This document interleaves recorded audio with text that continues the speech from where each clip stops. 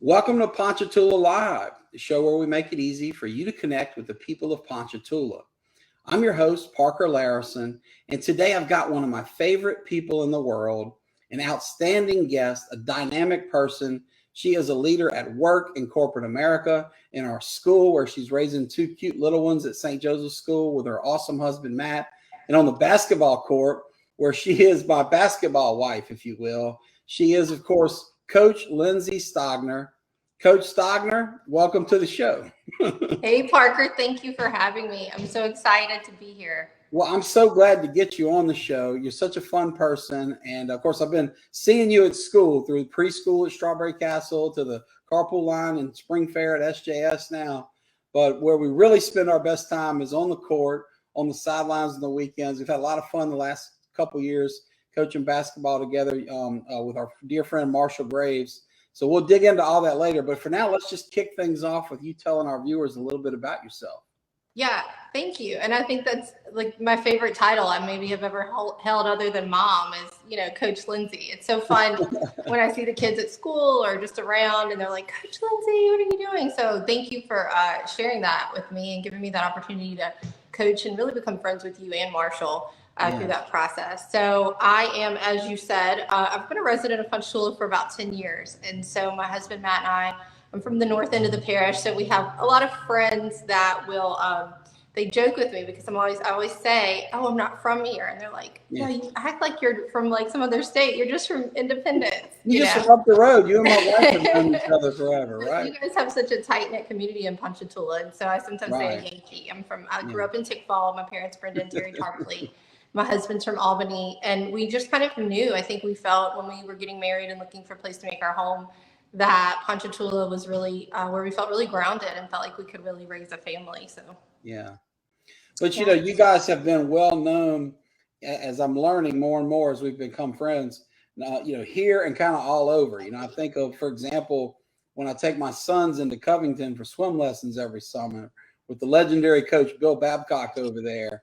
And of course, he knows your husband, state champion as a freshman and a junior Olympian and all that. He does, yeah. And so it's funny, I think my husband and I both put down a lot of roots here, and we made a lot of connections and throughout the community, like you said. And so, Matt was a great swimmer. He still holds, I will say, I'll have to send you a picture of his Letterman jacket. We should have it up on the screen. It's wild. But he was a state champion swimmer, still holds a couple of state records.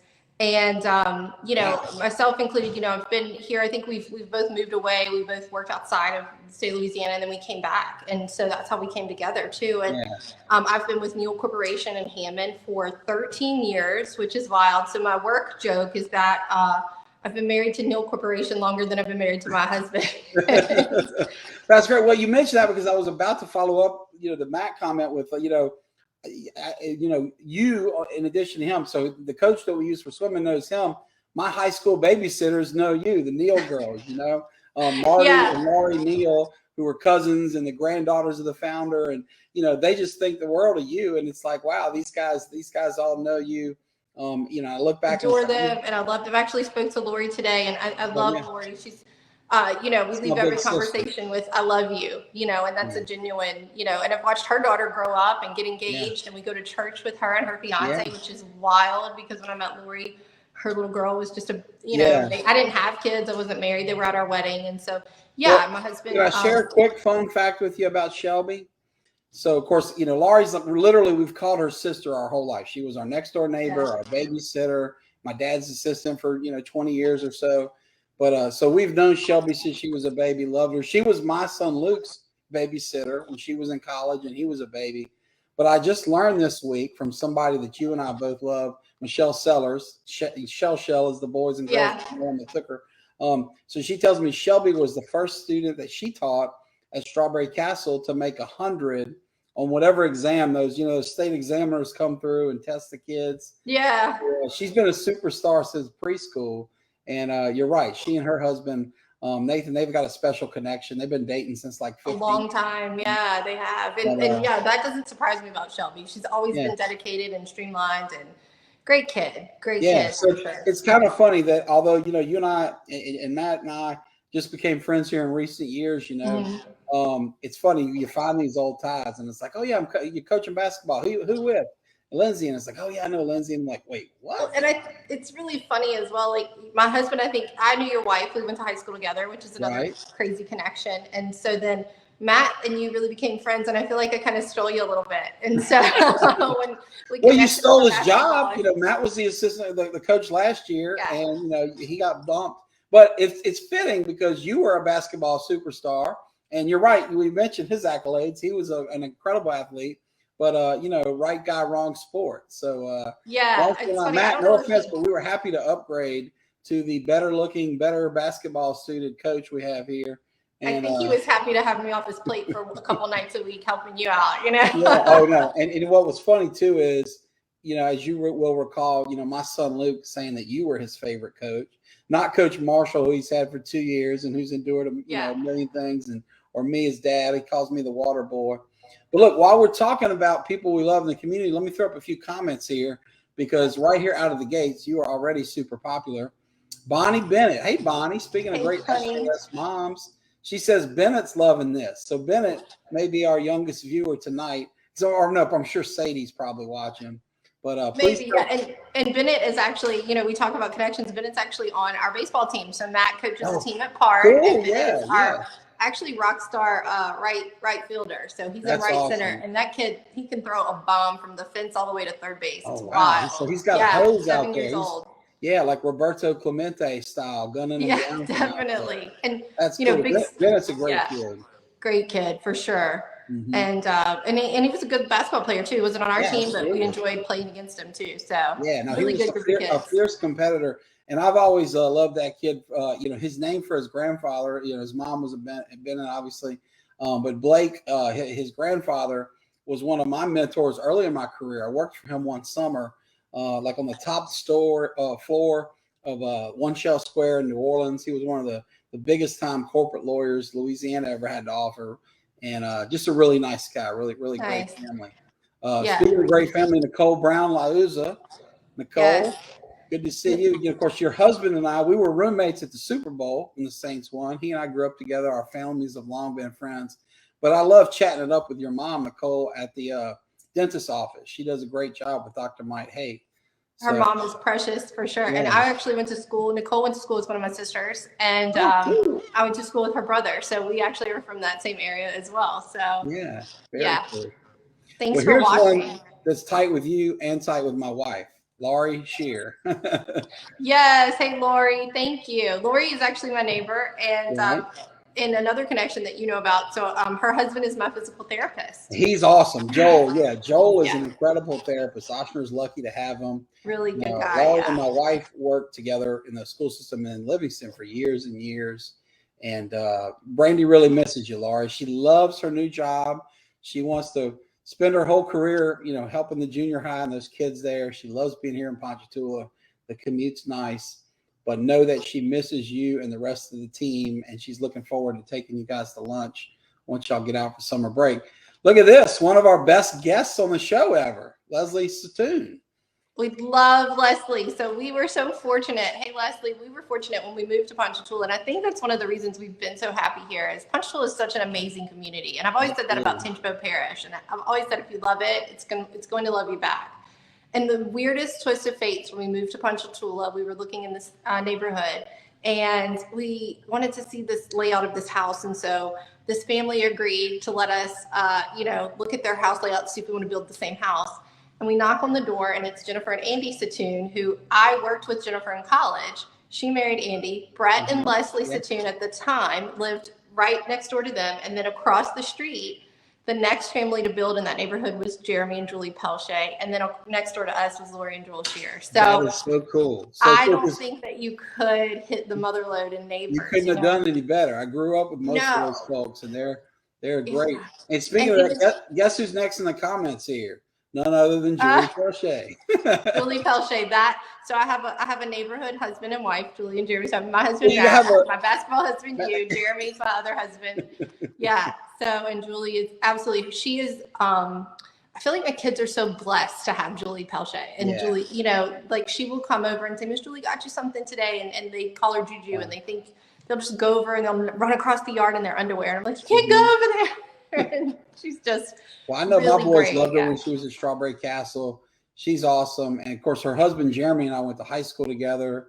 You know, we led the Key Club together. He was the treasurer when I was the president. And, you know, there's not a better old school, been here forever Ponchatoula family than the Pelche clan. Those guys have been so the Pelches and the Satoons, so much fun. Oh, the Satoons, yeah. No, so much fun. Like, they are the most fun people to be around. Jeremy and I actually during Leslie's interview. They're fun. I mean, and they're just associated with that. It's just but it's like amazing to have that many kids, that many boys in particular. And it's just like everyone's a good time, and they're awesome. But they are, Jeremy and I multi-generational, right? You know, the brothers up at one generation are cool, and then the next two, right? It travels down, right? Yeah. My son Jacob looks up to Julie and Jeremy's son Eli so much, you know, and so people say, how did he grow so much in basketball over the summer or whatever? I'm like, he plays in the driveway with the Pelche boys, and they're like, oh, okay, you know, and they can push him. He's the oldest, so he doesn't have an older brother, and so they treat him that way. And when he waits, he knows what time they get off the bus. He knows what time they get home from school. It's really cute. You know, he waits to see them. And I think that's just, you can't find that just anywhere. And I think except in small town Louisiana, America, you know. And Jeremy and I we were in Leadership Change Baho together. And we graduated, I think, in 2015 or 2016. He was we called him captain. I don't know what they are. I think it's like a president. He was our president. Well, I think he is a captain with the fire department. Right? So that's kind of spot on. And it was spot on. We had a great time. You know, we just had so much fun. And, you know, you do a retreat out at Rosaryville and things like that. And so he was our prez, and it was wild. We had some good times.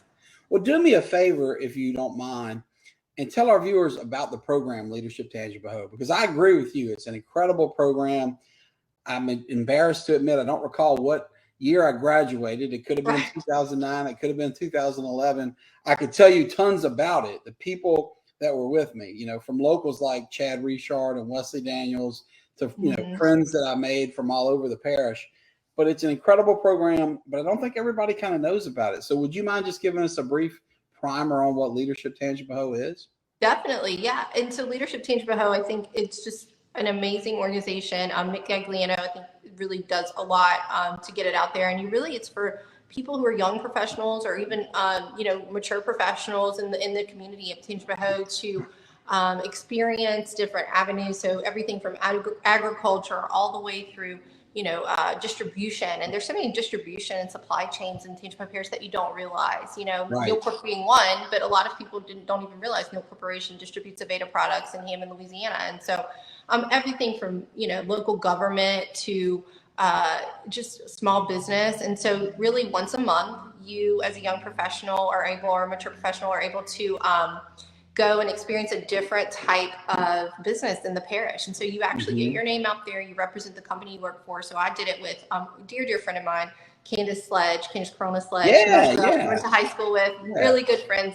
We worked at Neal Corp together. So she represented Parish Parker. I represented Neal Corporation. She's great. If you see her soon, tell her I said thanks for the lasagna she used to cook for us down at the Anderson camp back in the day. She makes the best lasagna. Oh my gosh. Candace is not only is she beautiful, I mean, she's absolutely a stunning, she's smart, but she can also cook. I mean, it's like, what else? When we came to work at Neal Corporation within a week of each other, and they called us Katrina and Rita because we just came in and we were, you know, we kept it fun. And we had Jeremy Pelche, Melissa Stanga, I know, was in my class, and Jenny was in our class. So we had a great group. We had some fun. We had Wanda McCoy, who's the mayor of Roseland. Oh yeah. It was a wild group. We had so much fun. That's cool. And, that sounds like a blast. So folks, if you have the opportunity to do it, and they take folks from all sectors, you know, public, private, etc. I highly recommend. There was a guidance counselor in our group. Yeah, definitely. Yeah, and it's one day a month, so your employer can spare you. You're bringing back information. You're spreading knowledge. It's definitely a really cool opportunity.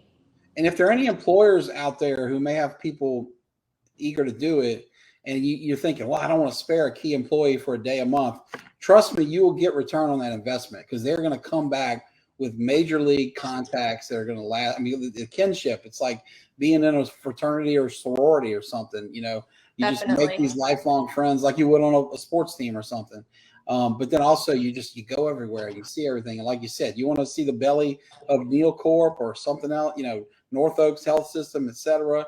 You're going to be there rubbing elbows with the CEOs and all the movers and shakers. So, yeah, it's a good program. Thank you for sharing that with me. And before we let Julie off the hot seat with a comment here, I have a project for you, Julia. Julie, I asked your husband, Captain Jeremy Pellichet, the president of Leadership Tangible, to come on this show a couple years ago.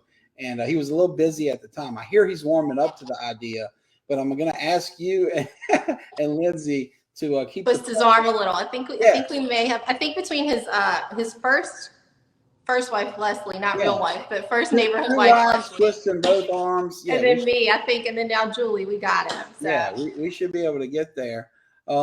Man, I think you may be a record setter for comedy. We may never get back to your life story as we get through these. Well, so here's a great thing, though. I'll tell you this. So when you invited me, I'm so excited. And the other night you shared it, and I was like, wow, so many people are interested, and like, it's so cool. Like, wow, I feel like excited. And so Matt, I said, man, I'm pumped. So many people are hitting interested. And he goes, yeah, I've been inviting all of these people. And I was like, okay. And that is like so true to my marriage and my husband. Yeah. I think other than my parents, like my biggest cheerleader, And so it was a sweet moment. It was one of those where I almost called you and said, what's the charge for battery? How long will I go to jail? But hey, that's Josh great. From Illinois, one of Matt's great friends. Just yeah. Well, it worked. Joshua, thanks for watching. Your dear friend here on the show. As you can see, she appreciates it. But Matt, man, you got skills. We've never had this many viewers and comments, and so I'm going to skip a few and come down to Matt because this is probably the most important announcement yet. I just found out that my star point guard, Jacob the Jackhammer, as we call him, is watching along with his beautiful sister Sadie. So I'm going to zoom in on you so you can tell these kiddos hello. Hey, Jacob and Sadie. Mom loves you so much. I'm so proud of you. And Coach Parker's here. I know he's your favorite coach, Jacob, not me. Let me tell you guys, your mom is incredible, and I'm impressed by her beyond words, and you guys are so lucky to have her. And I want to say, too, my kiddos, Luke and James, are so lucky to have the two of you as friends because you bring a lot of joy to their life, and you guys are so kind and supportive. So keep that up. Keep up the hard work. Jacob, you in particular, I've seen you blossom as an athlete, but also as a little young man. So keep doing great, man. You're following in your mom and dad's footsteps and making them proud. I'm going to turn back up here to Chastity Jackson Watkins. Chastity, hey. She went to high school with us as well. So, hey, Chastity. She has her, Chastity's another young entrepreneur, has a wonderful business out of Houston. Yeah, tell us about that. Recently wrote a book and she graduated high school. And actually, I always joke with Chastity when I played basketball. She didn't play basketball. She was such good friends with all of us on the team. She came to all of our games and she would ride with my mom to games. And I remember when things would get heated and the crowd and stands, she would sit with my mom and my mom would always say, that's my other daughter, leave her alone. And I always joke with her that my mom liked her more than she liked me. So one of those, my mom was that mom though. People would, we had house phones back in our day. We were anyway, Parker. And I remember people would call the house phone and I would answer and they'd say, hey, I was actually calling to talk to your mom. I'd be like, okay, mom's for you. We picked up a lot when it was for my dad, but that's because he was a sheriff and they were trying to get their kid out of jail. None of my friends were my parents. But that's cool. So Chastity, if you don't mind, if you're interested, put a link to how we could buy your book down here. I'd love to check it out. Or message me directly. I'd love to, I know the pain of being an author, having written a book. I'm happy to send you a copy of it if you want to read something so boring it'll put you to sleep. I recently started on my latest book and it's been, a lot of work. So I know that's tough to do. I commend you on completing that process. That's really cool. Parker, I know that your first book, I know what it's about. What's your second book? My second book is on big truck accidents. So it's kind of the continuation. As you know, I do nothing but car, truck, big wreck type injury cases. And so this one's all about all the special rules that apply to big trucks. So nice. You talk about boring when you get into the federal motor carrier safety regulation. Is that what you guys talk about when you have date night? You go. Oh yeah, Brandy loves it. Yeah, she didn't read the first book, and I doubt she even opens the second one. But yeah, no gripping Stephen King type thrillers. But it's always my book is kind of like I don't know if you and Matt read when y'all got pregnant, What to Expect When You're Expecting. Yeah. You know, whenever my wife, you can have paid me to read that book the week before I found out she was pregnant. We found out she was pregnant in Paris, and suddenly I was downloading it so I could listen to it on the plane, you know. So my books are like that. Hopefully you never need them, but, you know, they can be resources. That's So awesome. I'm sure Chastity's is way more fun. Brenda is saying you are as beautiful as ever. And Lenny, I never heard that nickname before. That is an old, she got me on that one. That's an old nickname. So it's a very close family, very, very close family friends of my nieces. Actually, are the only people that call me that. And Lenny. And so, yeah, Miss Brenda is actually her daughter, Heather Hayden. I don't know if you know Heather Hayden. Yeah, absolutely. Yeah, so Heather, was maid of honor in our wedding. It was Miss Louisiana. I think in 2001. She'll kill me if I get that wrong. Didn't she work at the DA's office for a while? She did. She was actually, yeah, she was a parole and probations officer for a long time, which she's absolutely beautiful. She's Miss Louisiana. She showed cows as well. We always used to say, you're such an, like, this doesn't even go together, you know? And very dear friends of ours, and one of my best friends in the world. And so met her when we were competing in pageants together. And we've actually have a group now, a few of us that were in that time frame of being fair and festival queens and Change the Hope, and we're called the Gypsy Queens. We have nowhere to go anymore. We're not queens anymore, so we call ourselves the Gypsy Queens. Yeah, I love it. Well, look, what I'm going to do here, with your permission, Lindsay, and we can change plans if you prefer. I'm going to take a little break from comments, because candidly, if we stayed on this path of just handling every comment, we may run out of time before we get to your story. So I lost somebody that was 20 minutes in. So folks, if you're leaving a comment, I promise you, I will get to them. So if you're still listening and you want to say something, put it in there. If you said something and we didn't address you yet, I'll get to you. But for now, I want to circle back and ask Lindsay a little bit, because we're talking about coming up, and I've really enjoyed getting to know your parents, Matt's parents, et cetera, and hearing about the good old days from you and Brandy, et cetera. But for our viewers that are maybe not familiar with it, why don't we go back and just tell us about your childhood? You know, you mentioned where you came from. Yeah. You can give us a flavor for what it was like and what you were into back in the day. Yeah, definitely. Sometimes lately I've been feeling like, I say this a lot, that I've lived a few lives already, which is kind of crazy. I think about it. And I grew up in Tickfaw, like I said. My parents, Brenda and Terry. So my dad is from Texas. My mom's from, she's Cajun. And my grandmother's first language was French. And so I have two sisters. So we were all girls. My poor dad, he was so outnumbered. You know, and my dad was a geophysicist before he retired. So really, really smart and really analytical and sometimes really hard. And I can say this, he was really hard on us. I remember I came home from college once and I was like, Dad, I got the best grade in the class. I got, like, you know, the highest grade. I set the curve. And he said, what'd you get? And I said, 45 out of 50. And he said, if you just studied a little harder, you'd gotten a 50 out of 50.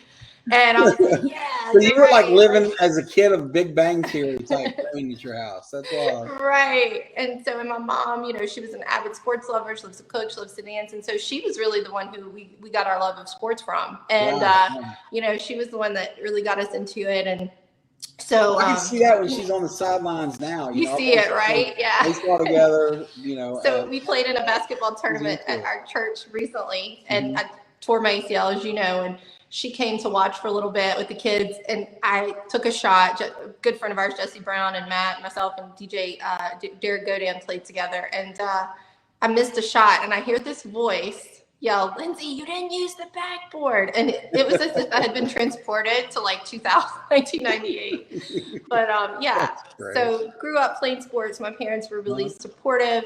They were also, you know, they held us really accountable. And so, you know, you were really responsible for good grades and sports. And there was this, I think, old school mindset that you're probably really familiar with, of you were going to do something, you know, in the summertime, you weren't going to, as they called it, lay up. You were going to do something. You had to be involved, whether it was athletic or academic or both. And so just, you know, really grew up there. I graduated from Southeastern. I lived in Atlanta for a period of time, which was a really fun, and, you know, kind of traveled around the United States after college, and then came back here. And so graduate of Independence High, and, you know, played a good bit of basketball at Neeson. My friends from Neeson, if they're watching, they'll tell you some fun stories about those days. I might have broken a few records in junior high. I'm just saying, you know, might be my you know, not bragging, but if anybody wants to Google it, there's, you know, it's still out there. Who's got more? You have to go to the microfilm in the library. I don't think that you could actually find. Do you and Matt get competitive about that? I mean, because you still have some school records. He's got some state records. Do you guys kind of compare notes on that? Yeah, I think I will say Matt's state records really trump anything I ever did. I mean, I was a good basketball player, played all the way. Wait, can I jump in real quick with you? Yeah. This is one of my favorite. I know this much about Matt's career, but I do know that as a freshman, when he won the state title, he whipped some senior so bad he made the senior cry. And I was like, damn, that's hardcore, boy. You were fast in the pool. Oh my gosh. Yeah. I mean, the thing about Matt is his dedication. He is dedicated in anything he does. And recently, as I said, I tore my ACL, and, the day or two after I was on the floor, like doing exercises, our friend Joel told me, I was looking up things, and, and I'm like on the floor doing these things, and I'm kind of like struggling, and it's hard. And he looks at me, he's like, you can do it. You can do it. And I'm like, listen, college swimmer, junior Olympian, I don't have a knee right now. Do you want to stay married?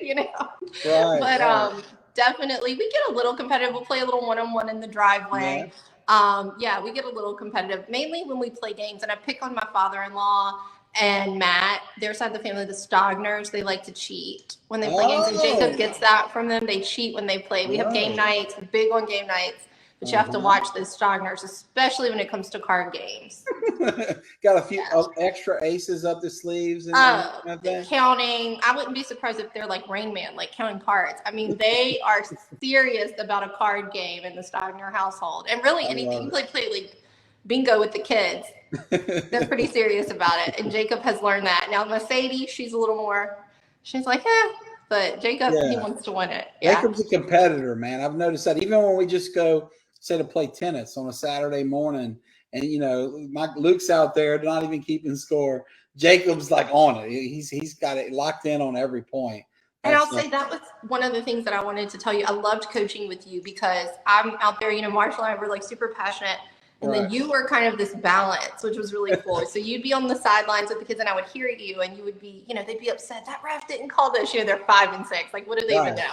And you would say, you know what? That's okay. Sometimes the refs, when you're the best player, the refs don't always call things on you. That's how you know you're doing great. You were always that person who I think was really balancing for the kids, where they would say, I'm the best on the team. And you would say, well, it's really about who's going to be, who's the best team. We have to lift each other up. And so I think where sometimes I would get caught up in that, you were really great about balancing the kids and really teaching them that kindness. And that was really Thanks for saying that. We were fortunate this year to have so many good players that multiple kids consider themselves best on the team. And that's a good problem to have in coaching. There have been years, I always say youth sports, it seems to me like it brings out the best in kids and the worst in parents, not with everyone, but in general, parents go crazy and kids often step up. But this year, man, we really had a squad. It was a lot of fun, We did. I think we have to start recruiting for 7-8. So, there'll be a tryout. It's gonna be tough. They're gonna want to split up our core. We were able to kind of get away with picking your son in the second or third round. There's nowhere he lasts that long next year. We can't sneak up on anybody anymore. No, you're right. I think, we had a couple of good pickups and but we had a great time. And I think too, I was having this conversation with somebody yesterday, but when it comes to anything, it's any kind of sport or work. And, I do a lot of recruiting and talent acquisition for Neal Corporation. And so often I'll tell people I will take someone who has a hard work ethic and who is hungry and who is humble over somebody that just has natural talent and ability. Absolutely. And I think those are the people who make, you look at Michael Jordan and you look at Michael Phelps and you look at these people who really have made it really far in sports, or people really in business and in life. And, these are people who they did the extra work. I think it's so easy sometimes to want to say, I want my kid on that team because that team is winners and they were all stars last year. And I sometimes think your kids learn a lot more resilience and they learn a lot more about character by having to work and really get there. And so it's easy to say, hey, I want to be on that winning team, but having your kid have to really, and yourself, even in life. And people come to me at work all the time. I want growth. I want to grow. I want more. And I have to really look at them and say, what are you doing to get there? So, what are you doing? How are you growing yourself? Because nobody's going to fight for you but you. Yeah. And that role as a coach to a young kid is so huge, and you can make great progress in their life, or you can really hold them back and kind of skew their worldview if you get it wrong. Exactly. Matt makes a great point here. He's just trying to pass on our knowledge to the kids that we coach, and Matt, I'm looking forward to next season too. I told Lindsay with this ACL surgery, she has to have her rehab done in time to be, back bigger and stronger. But I think back to on the coaching front, and we talked about this a few episodes ago when Ben Parham was on. He and I came up together and played all through the St. Joe, portion of sports together. But also, in the city leagues, I was blessed from T-ball through the 8th grade to have one of the greatest coaches of his era in Mutt Burner. And, Muddy's well known around here. He played football himself at Southeastern. Both his sons play college baseball. His grandson's now playing basketball at Southeastern. And his family, his brother ran track, I think, at Mississippi State. His niece played basketball at Loyola. Very athletic family. But I would say from the hard work, smarts, sports IQ point of view, because, like you said, hard work and preparation, I'll take that any day over talent. And it usually will beat talent in the long run, especially if talent doesn't prepare. I mean, sometimes talent works hard and prepares like a Graves kid, right?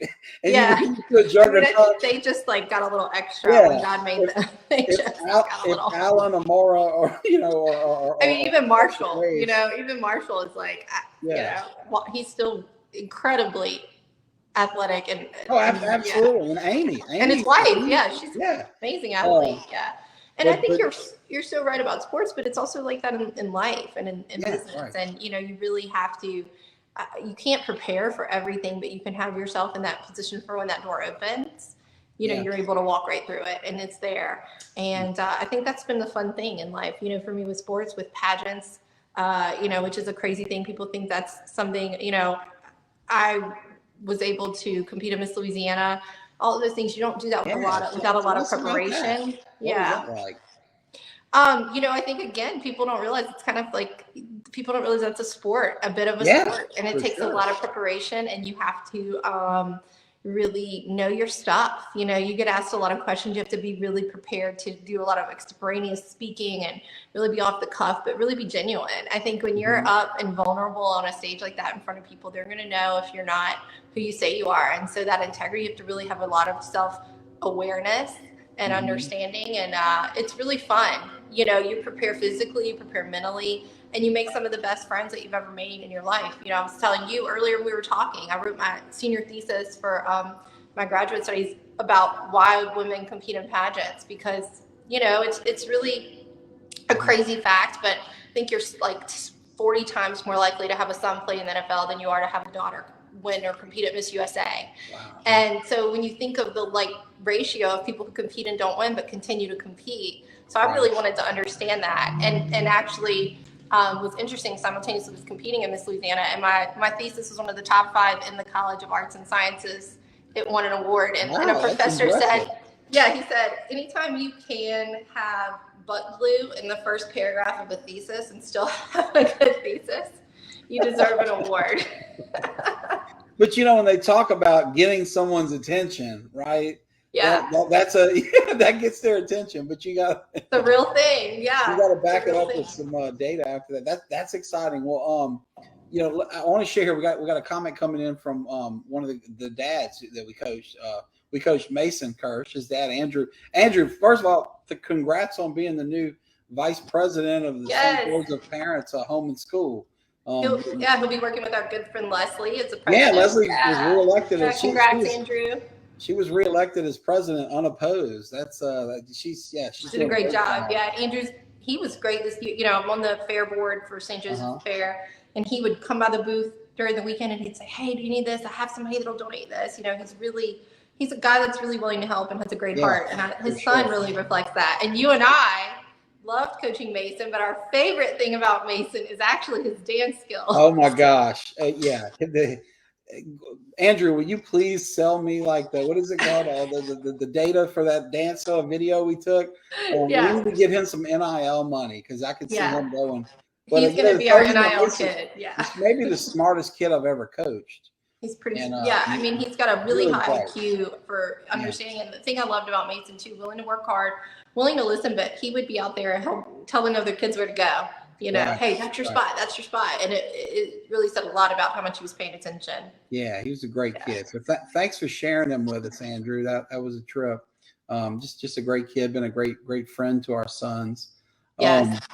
Let me move here to another comment or two, just so we can get some more of these through here. Jeremy has come on, and he says he's glad to call you his neighbor, but now I know Jeremy's really watching. So Jeremy, you got to come on the show, okay? The hot seat. The hot seat. If Lindsay can do it, you can do it. Watch her and be inspired. Yeah. Wait, he says also, what about kickball? Yeah, and that was I think that was really another great thing of, we didn't know a lot of people when we moved to Ponchatoula, and I think this applies to anybody, right? We were really able to be a part of a community, and I think it was somebody invited us to play kickball when the JCs had a kickball league, and we met great friends through that too. Jamie Holly and her husband Michael, who are wonderful and really involved in St. Joseph, and again, the Satoons, the Pelshi, just tons of people we met through that. That's how we met some of our best friends too. Laura Peavy, Daniel, she's Laura Waller now, and Christy Peavy. Mm-hmm. And their husbands, and now our kids are friends, and so we all played kickball together as adults, which that's cool. It was really fun and really crazy, and we're lucky we didn't get hurt. And we had a good time. It was on Thursday nights, and I can remember some really tough Friday mornings waking up and going to work the next day. Wait till you're my age, okay? Yeah. I mean, it's more painful into your 40s. Yeah, we were a little younger. I don't know if I could do it now, but we had some good times. And Jeremy and I shared some blood, sweat, and tears. He would come from fighting fires and come play kickball with us. It was crazy. Yeah. Speaking of blood, sweat, and tears, Jeremy, remember when we used to park our cars at night at my dad's farm at the four corners of the cow pasture and play football with the headlights on? We bled. Football at night with barbed wire involved is never a good idea, folks, if you're watching that. We've got a few other comments here. Kelly McGee Jenkins. Hey, best known as Bo's mom around my house. Luke loves your son. Kelly's another Yankee of the parish. She and I both come from that Amite area, so she is a sensation. Kelly's a successful woman in her own right. Yeah, a very talented realtor. She's great person, very well known. Tracy Randall here has been looking forward to this and says you're incredible. She's proud of you. I love you. Thank you so much. Her husband, I'm sure, Josh Randall as well. Oh, yeah, absolutely. Fireman from Springfield. Yeah. Great people. Lovely. Again, we met them through, there's a Jeep club, which I'm sure you're familiar with, Go AWOL. And so when we moved to Ponchatoula, Matt had a Jeep. Before you have kids and before you have these other hobbies, you can toys. Yeah. You can spend all your money on toys. And so we met them through a Jeep club, and we have had some stories we could not even share with you. I'm telling you. Really good friends of ours. Speaking of Jeeps, Tony Licciardi, the administrator for Hammond City Court, he wrote and his son performed a really cool song. I think it's called the Jeep Girl Song. We gotta try to Google it, get it in the comments. But there's a little video with it and all, but it's about the ducks on the dashboard and all that stuff. Cool, yeah. Really cool. So there's Jeep. My brother Jean Paul used to be into the Jeep stuff, and boy, that's a deep dive, man. They get it. Matt would, and I'm telling you, Parker, you have to know, like, I'm fine. I'm okay with, Matt would take me on these Jeep rides, and we'd be sitting there and say, okay, so like, what else are we gonna do? This is what we do. Like, we ride in the woods, and like, do we get out? And he's like, no, you ride in the woods in the Jeep. And I'd be like, I think you need to bring a friend. I don't know what this is gonna be like. That's great. And we have the cutest pictures when Jacob was a baby. It's kind of an evolution. He would roll his walker up to the Jeep when Matt was like working on it, and he would think he was working. It was really sweet. Yeah. Oh, well, speaking of that, I think Jacob, or maybe Sadie's on here. I see a hi mama from Matt. Yeah. We wear all these hats in life, right? And so we just sometimes forget this amazing opportunity that we're given, whether it's to be an educator, work with kids in the school, whatever it is. For me, it was to be a mom, and I had all this, I had career success. I had chased it. I had traveled. I had done all of these things in my career. I had a wonderful husband, had a wonderful family. And, when I was able to really get that privilege and God chose me to be their parents, that's really been such a rewarding thing. And I think sometimes we get so caught up that we don't even take that time, like you and I said, to realize how, you get 18 summers with the kids. And I think our goal is really just to make them good human beings. But and I thought I knew a lot, and I had it all figured out, and then God gave me kids, and I was like, oh, I still have a lot to learn. This chapter, new chapter. And I'm just so privileged to be able to be a parent, and I hope I'm doing a good job, and I think it's so important to say that, because so many of us, I think, just go, am I doing this right? Like, and you call your mom and you're like, am I a good parent? Like, am I doing you are. You're a great one. I see you in action. But you know what I love? The thread, and this is with everything you do. I see it when we're coaching together, at St. Joseph, parenting together, whatever. But there seems to be a common thread of gratitude in your approach to life. Yeah. And I try to be big on that. It's hard, but you're right. I mean, when you wake up, we can have worries at work or wherever, but man, to be blessed with the kind of kids that you and I have, that opportunity, it's just only God could present something so great to us. But what role does gratitude play in your life, and how do you keep that so central to, your day to day? Because I'm talking to somebody who, could barely get up my steps because you have an ACL. Did you see? I wondered if you could see I didn't, but I just know. I mean, I know I've seen you moving around. You could be here, boo-hoo, my knee hurts. But that's not your style. It's usually, I'm so grateful to have these kids that are, screaming in my ear. Definitely, and you've heard them when we've talked on the phone late at night. On the way from basketball, you've heard them. Thank you for asking me that question. And I think it's a lot of things. I think it comes from a Christian faith and a Christian value, and really understanding like God gave us this day and we should be rejoicing in it and grateful for it. And he's going to fight those battles. But, when I was 14, I suffered from a really severe concussion playing basketball. It's kind of a theme in my life, maybe. And I was actually told I was not going to walk again. And so for 3 months, I couldn't walk. And my mom had to take me to countless doctors. At the time, Hammond was really small. We didn't have a pediatric neurologist. And so she had to take me. Right. She had to find neurologists in New Orleans at Children's, and my dad, both of them. And so really, I think when you go through that, something like that at a young age, and you really you want to wallow and you want to think about what's wrong, and you have to go, you know what, like, I can lay here and this can be my life, or I can turn this around and I can really do something with it. And, my mom likes to tell people it was like, I had this pageant modeling career later in life, and she'll say, Lindsay went from not being able to walk to being paid to walk, and I think when you take that and you go, hey, like that's it. And I think having a gratitude mindset is really important, because we get so stressed out, and I have those days.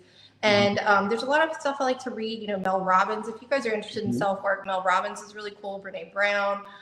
There's some really great vulnerability there. That's another topic to get into. Brene Brown. Yeah. It's a whole different. But I think when you approach those things, and sometimes when I'm having a hard day, or I go, and this, there'll be a day where it's like, oh, I have to go to this meeting, or oh man, we have baseball tonight, or whatever it is. And it's like, if you just take that second to shift and go, oh, I'm so lucky. I get to go watch my kids. I get to go to baseball tonight. My kids, I get to go. Or I'm so lucky I have this job, or oh, my house is sturdy. It's like, wow, I have a home that I live in that provides a roof for my kids. And so if you just kind of take that step back sometimes and really just look at and go, hey, I have something to complain about. How lucky am I?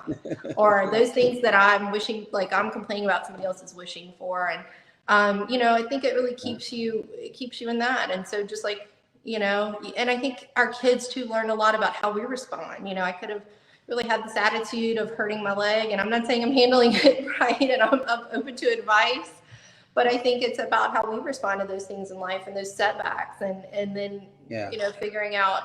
I think you get a lot more out of how you respond to setbacks than how you respond to successes, for sure. Great point. And they're watching everything we do, whether we're aware of it or not. Those kiddos are watching us and shaping, their future choices. So. And I think our friends and our peers, I look at some of my other, friends like you, and I was like, gosh, you always have it so together, and you always look like you, and they'll go, no, I don't. I promise. I cried in my car for 10 minutes like yesterday. And you're like, okay. So I think it is. I think we have to realize too, other people are looking at us, and we're all here to kind of just lift. There's a seat at the table for everybody. That's what I would like to say. And I think it's important to share that in this time more than ever, because, we have this other anchor in social media where we're not showing those tough moments. Right. And I'm guilty of it. I posted all these fun photos of my kids. Like last week, I took Luke camping, and man, with church, we had the best camp out ever. The kid caught 3 fish on 1 worm. I mean, how magical is that? How cool is that? He gets to ride a horse for the first time. He's doing archery, campfires, night hikes. I mean, it was just awesome. And so I post all these great photos of that. But then within 24 hours, when it's like, Sunday night, get to bed early now. You got to go to school tomorrow. He goes and he wrote a sign. I need to find this photo and post it. But he put a sign up that said "No Dad," and he put it on the door of his room and was holding He it was over his done head. with you. He was done. He was over you. Yeah. So it's like, but that doesn't make its way to Facebook or Instagram. Yeah. And so as friends, you just kind of see our best foot forward. In my line of work, lawyers, we have cases, and I've been at this 21 years. I don't know any lawyers that go around talking about their losses. When I go to a bar association meeting, all I hear are a bunch of war stories about how these guys kick butt, and the trial's got a winner and loser every time, like a basketball game, right? So, I just think it's important. In the old days, we were just living in real time, and you saw people good and bad. But these days, there's filters, and it is. You're so right. No, and we look at other people and we look at a filtered picture and we think, gosh, I don't look like that, or my hair doesn't look like that, or that their house looks so clean, or whatever it is. And you're right. I think it is really, and I think we have to be really cautious too of what it's doing to our kids, and especially our young girls, our young teenage girls. In this world that they're living in, and these standards that they're kind of holding themselves to in social media, and what they see in influencers who, I mean, that's their job, right? Is to tell you that they look like that when they wake up, and we know they don't. And I think it's really, we have to really look at how, as professionals, but also as parents, and also as just each other's, our village. How are we helping these young girls navigate this, and young men too? I think it's a really scary and unknown thing that we're kind of coming through, and you see a lot of girls struggling with it right now. And so I think we just have to really be able to be vulnerable. And like you and I've had these conversations where we've seen each other at an event, or I've seen your wife at an event, or whatever. I'm like, man, it was a rough day. Like, we barely got here, and I think it's so important to just really be genuine and vulnerable with our friends. For sure. That's a great point. Well, speaking of friends, and we've said a lot about the Satoons today, Lee put on here Toonville. I love that. Mr. Lee. Oh, we love Mr. Lee. Yes. Mr. Lee's great. He was like the security in our neighborhood when we moved. Just both his boys lived there, so you'd look out the window, and about once or twice a day, and his car would go around. He'd make sure the neighborhood was safe. We always felt good when Mr. Lee was around. Oh, he's great. And speaking of great folks, Emily Bougier Hatfield, always one of my favorite people. She introduced me to my wife. You definitely owe her. Yeah. Absolutely. Yeah. And I always say Brandy asked me out because Emily invited me to be Brandy's date to Emily and Clint's wedding. So I kind of maybe fib or stretch a little bit when I say Brandy asked me out. Emily, thanks again. Every time I see you, I should thank you for that, and I want to thank you now. Emily, Nicole has come in. She knew she got your year right on the leadership class, the 1920 class. That's her. Yeah, I think she was 1920. I know I was probably 15 or 16. I was pregnant for the end. Oh, you were 15. Okay, that's right. Okay. And going back to Emily, I was the Amy Oyster Queen in 2003, and so she was a coordinator when Brandy was the Strawberry Queen. Your wife was Strawberry Queen, and she kept us in line at the Strawberry Ball and all of the things. She was kind of our leader of the weekend. Yeah, she's such a great, big sister type in that role. She and Brandy were roommates, and she's always been such a constant source, of everything good that Brandy's needed. Whether it be advice, encouragement. A place to live literally for a while, She's always been there for Brandy, and she just comes from such a great family. Her sister Renee was my classmate, and talking about strong women, their mama was the example of what a strong, beautiful, kind person. So they come by it naturally. So that's cool. Let's see here. Other comments here. I know there's several here. I'm trying to make sure I don't repeat. But so Julie's chiming in again on the competitiveness. Let's see here. And bear with me, folks. I'm just trying to make sure everybody here we go.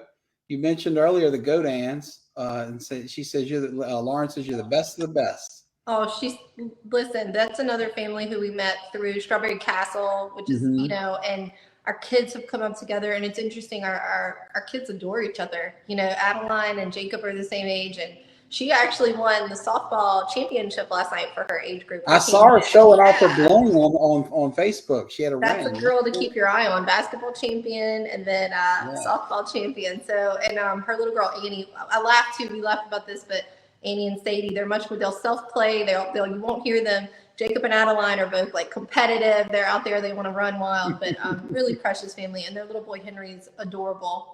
Yeah, very cool. Yeah, I love them. They're our neighbors, and Henry's, yeah, he is adorable. It's fun to have a little baby in the neighborhood, and those girls are just they're priceless.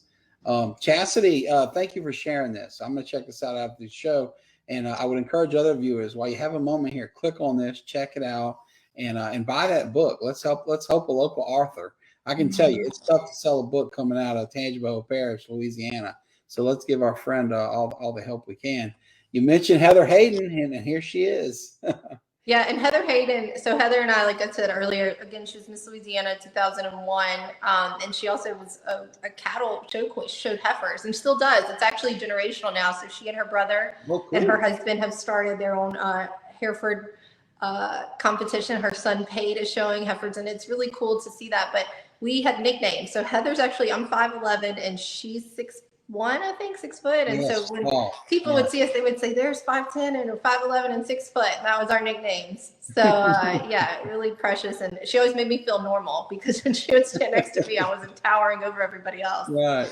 Yeah, That's and cool. just a really great sense of humor. Heather, really funny, down to earth, witty girl. Well, Heather, thanks for watching. Your dear friend here. I know she appreciates the support.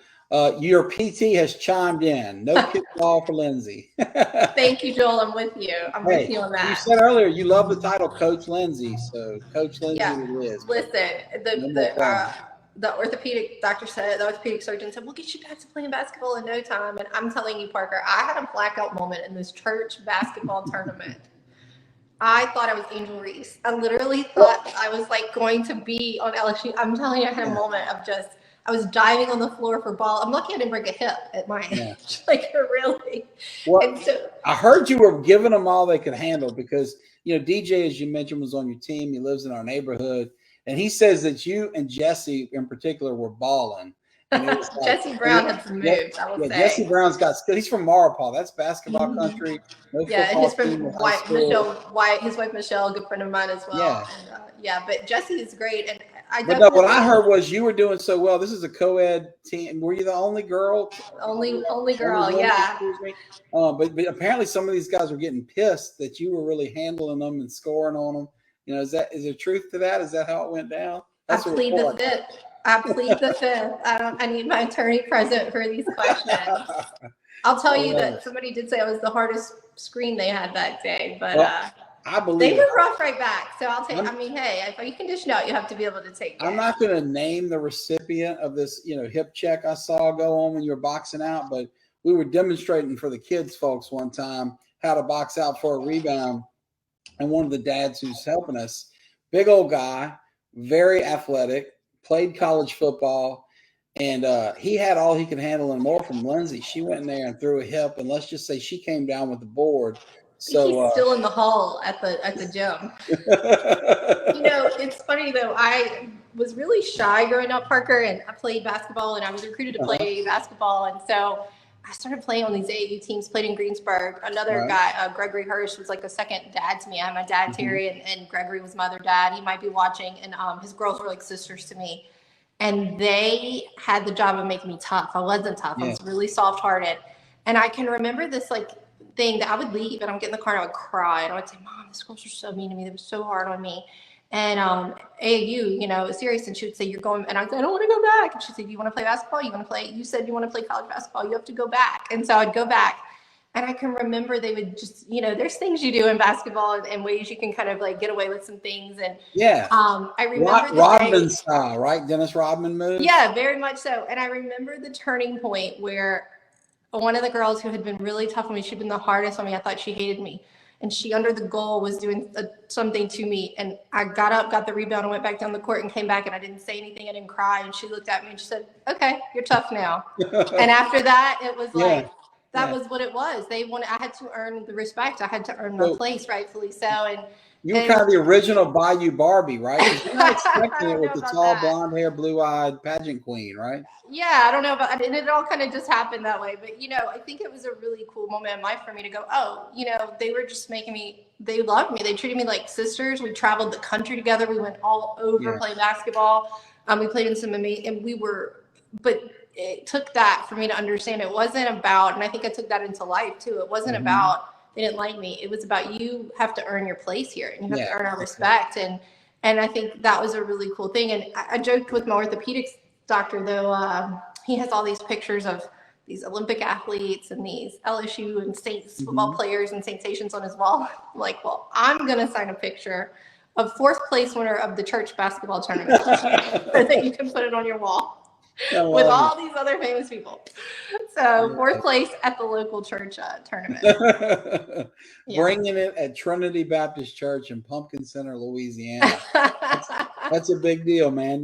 Dr. James Andrews ought to start working on the athletes out there, you know. That's cool. I don't know if we've shared yet. Did we do Susan Mathis May?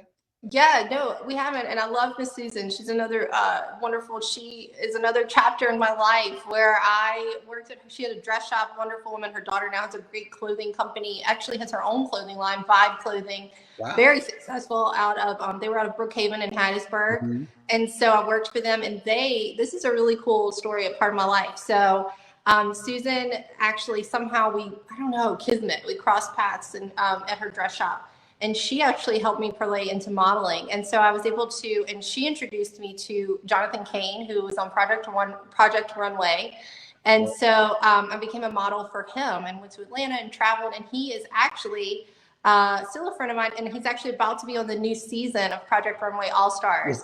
Oh, yeah. Wow. So, yeah. And Susan was just one of these incredible women in my life. My mom and I made friends with her and her daughter, Heather, and again, taught me a lot. And I remember she taught me some really cool lessons in, like, you know, sometimes, you know, when modeling, sometimes something wouldn't fit you. And I'm a tall girl. I was an athlete, as you said. And I remember she pulled me to the side one day and she said, if it doesn't fit, you don't make a big deal about it not fitting you. You take that dress off and you say, I need a different one. This doesn't fit. And I was like, it was such a cool life lesson. You know, it wasn't about me. It wasn't about, oh, it doesn't fit me. It was about, give me something else that works. And Susan, just really, really smart business lady, and has always championed me and really helped me. That's really cool. Well, Susan, thank you for watching the show. We appreciate it. And speaking of wonderful women in business, Trisha Nicholas, she's here, and she says, hey, she loves you and your family. Of course, we all love you, Trisha, as our kids do. You are one of their favorite people ever at Strawberry Castle and since with your delicious sweet shops.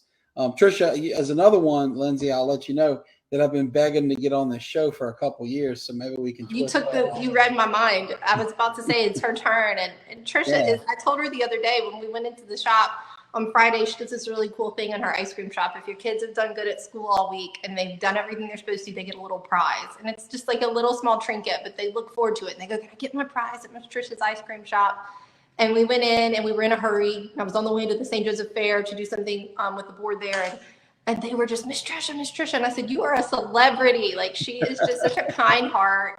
She has such an amazing heart for the city of Ponchatoula and for the town, and the kids love her. She's awesome. Yeah. She's awesome. Well, speaking of celebrity, there have been so many comments on your show that I feel like, you know, we haven't been able to get to you as much as I would like. It's almost like we're running out of time. So let me ask you a few questions here that I normally ask folks. You know, and one is about mentors. You know, as we've stated and people have seen throughout the show, you have been incredibly successful, you know, and what's most important to you as a parent, as a wife, as a person, but also professionally. You know, you mentioned being a speaker as a queen. You give speeches all over the country for Neal Corporation about things like conflict resolution and leadership and much more.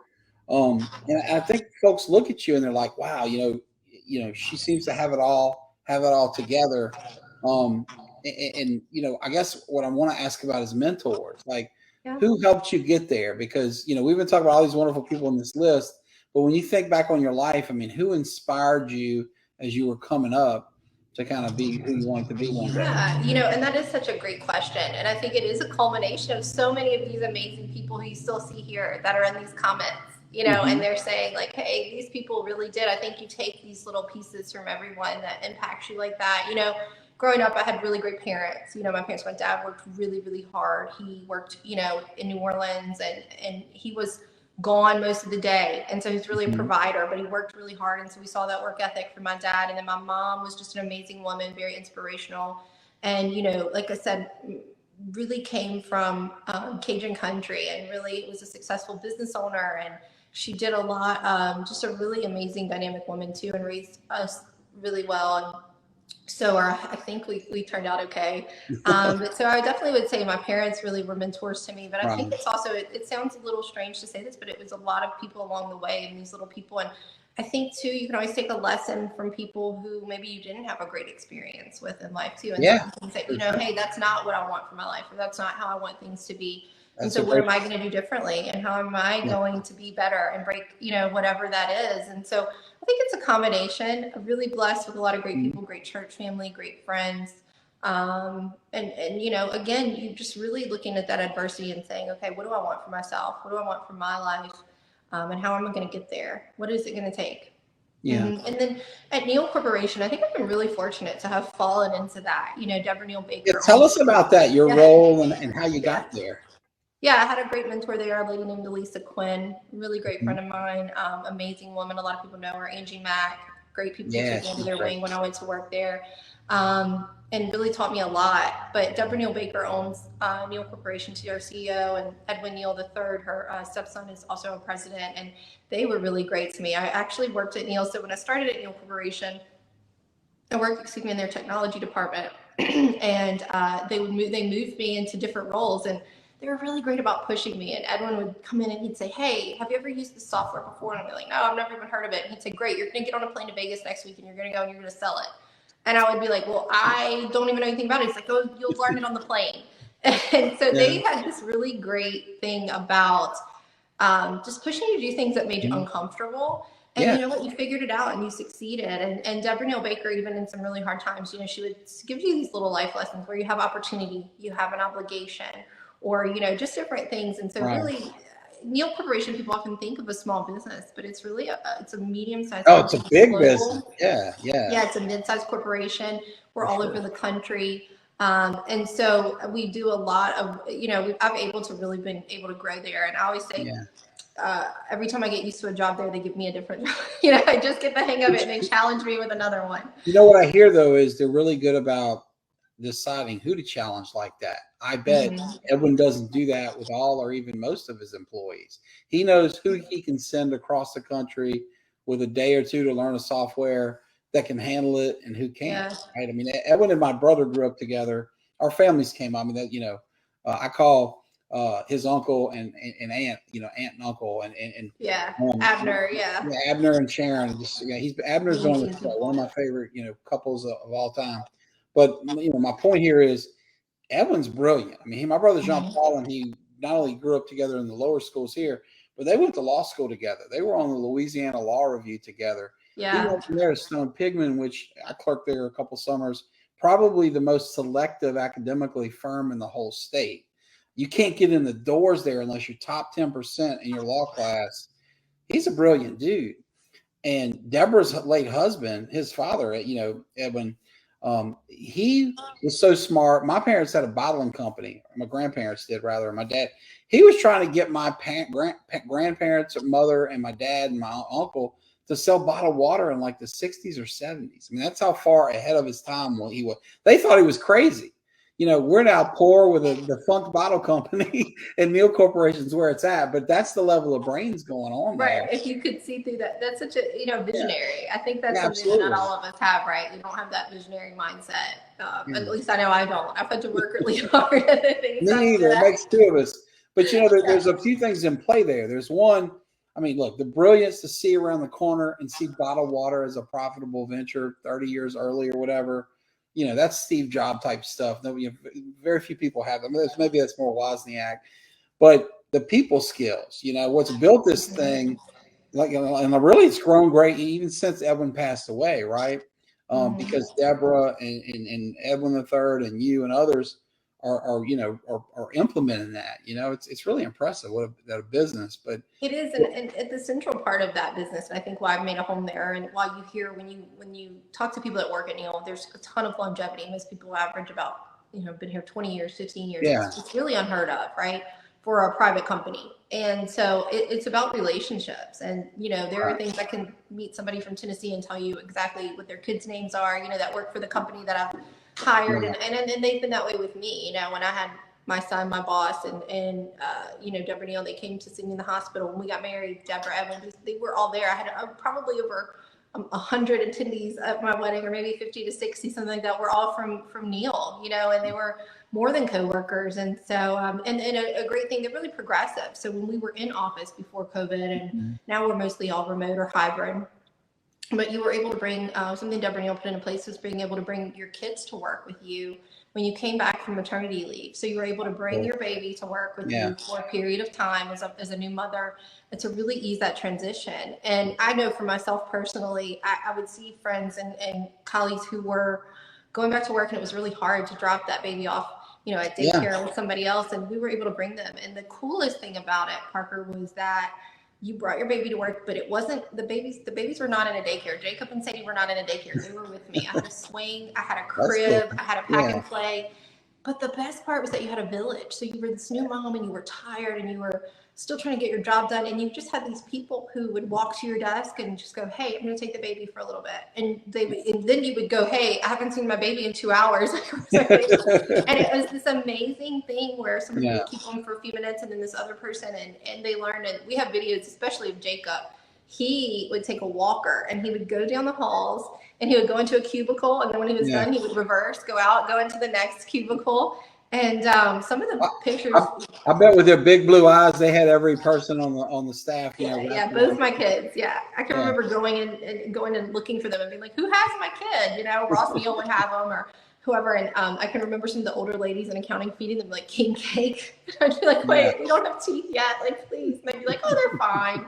And you just learn these, you just take these things from people. And the biggest thing is that, I think that's really cool of a business to do that, and a really, again, a visionary thing, because it makes that transition. From a work perspective, your employees are willing to come back to work a little bit sooner because they have their baby with them. But it also helps that postpartum side of things, where you feel like you have these people around you that are able to help and give you some relief. Yeah, so important. Well, let me ask you, from an advice perspective, when you look back at your career, you've mentioned that you've kind of been all over, right? From Atlanta, like you said, Neal's a longevity corporation. So you haven't been at 5 companies in 15 years, but you've probably had 5 or more, roles and positions at that company as you move around. And they keep moving you up and keep giving you greater responsibility because you're successful. What advice would you give to someone who wants a career like yours, wants a life balance like yours, be able to fold in being a great mom, coach, wife, etc., in addition to great employee? Whether we view it from what advice would you give yourself earlier in a career, or what advice you'd give somebody who walks up to you on the street tomorrow who watches this interview, the question is, I guess, what advice would you give to someone who wants to succeed like you have? Yeah. Don't be afraid. And, don't be afraid. You have to have faith in yourself. So you have faith in yourself and not to be afraid. It's 3 things, so really believing in yourself, have faith, dream big, whatever it is. Don't be afraid to take that step, and work hard, and be willing to work hard. And I think sometimes when I talk to people, and people do ask me that, how can I grow? I think sometimes we aren't willing to necessarily put ourselves out there or do things that we don't want to do. Or we think, and I think sometimes coming up, and you've been there, I've been there, coming right out of college, you think something's maybe beneath you or whatever, like, oh, that's not what I went to school for. And, in my career, if they needed, there was a time I can remember, Edwin needing coffee for a meeting, and I'd be like, "Hey, can you get me a coffee?" And I'm like, "What is this, the Devil Wears Prada?" And I would joke. But you really, whatever it is that you're doing, you have to do it, I think, with a servant heart, but also understanding that how am I getting myself from point A to point B? And I think we're often afraid to take those steps. We're afraid to do those things. I know moms my age that go back to school and get their master's degree, and that's a scary thing. And I have friends that do things like that, but you really do have to not be afraid to, whatever it is, put yourself out there, talk to people, and really just being genuine and authentic. And again, working hard. And when I say working hard, it doesn't mean putting in the most hours, but it means doing a really good job at what you're doing, or asking, how can I help? What else can I do? And I think it's really important to just be authentic with people, and not, I think often we're afraid of conversations we're supposed to have with people, or afraid to say things. And sometimes you want more money, and really all you have to do is ask. People often ask me and call me, hey, as a friend in human resources, I want to ask for a raise. What should I do? Have you asked? And I know I'm afraid to ask. What's the worst thing that's going to happen? And so when you're carrying around those things, it's easy to just kind of like take a little, you could take a little piece of it out of the backpack, or you could take a big boulder out of the backpack. So which one's going to lighten your load the most? But yeah, not being afraid to have those conversations, or if you feel like something doesn't sit right, or you're not happy. I think oftentimes people leave jobs, or they leave relationships, or they leave whatever it is, places, because they're unhappy. But the people that they were unhappy with didn't even know, because they didn't tell them, And so I think, again, when you're not happy at work, or you're really stressed out, or you're going through something, talk to your boss. And just be really authentic and say, I don't know if this is for me. I need help. And but do it in a way that your impact meets your intent. Don't wait until you walk in and you want to knock all the books off the bookshelf, or the Girl Scout cookies, as you have behind me. Speaking of those, take those. We bought so many. It's taken a long time to get rid of them, but we need to load you up. I'll take some for sure. Jacob and Sadie will definitely, Matt will eat some cookies for sure. I owe them an apology. I've kept you longer than I should have. And blame me half the way, guys, and then blame your mom's popularity for the rest, and her being late for getting home. I think we set the world record for comments during this show. But you give great advice, Lindsay. For anybody in any really, that advice would apply to somebody who wanted to go in the public sector. Run for office, be a lawyer, be in corporate America, or whatever. So thank you for that. We are going to let you go, get back to those kiddos, flush with Girl Scout cookies. But before we go, is there anything that we haven't covered that you'd like to talk about? Anything on your mind, on your heart, just anything at all? No, I really appreciate you having me. I think it's been, thank you so much. Again, I feel really blessed to have your friendship and the friendship of a lot of these people that have tuned in to see this old girl, on with you. And again, I think this is such a cool platform and a forum that you give some of us to just really get out and be a part of the community. And, I would love to leave people with just, don't be afraid to try. Wouldn't you rather just know, whatever it is, you'll never know if you didn't try. I'd rather know that I tried and I failed than regret it, not doing it years from now. So put yourself out there, whatever it is, and surround yourself with great people. And just thank you for having me. It's been really, really fun. Great. I've had a blast, and that's why we're way over time here, because it just seems like it's been 20 minutes, because it's always fun talking to you, and I miss it. I used to get to steal a lot more of your time when we were coaching, and so anyway, we'll have to have you and Matt and the kidovers for dinner or something here soon. But to our viewers, thank you for sticking with us till the end.